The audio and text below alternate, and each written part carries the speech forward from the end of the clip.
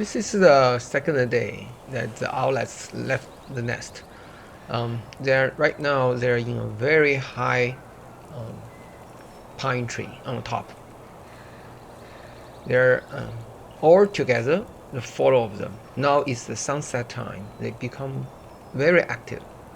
The four of them, they just each of them stretch their wings and groove their little claw and clean up their feather, and you can see they start to have a close relationship among some of the siblings.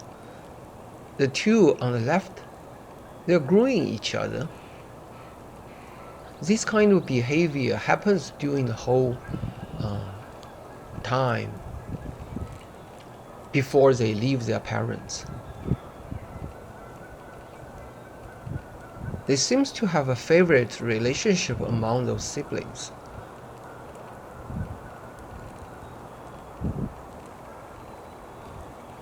In fact, on the same pine tree, there's another one which is at the back. It's not showing in this video, so total 5 of them.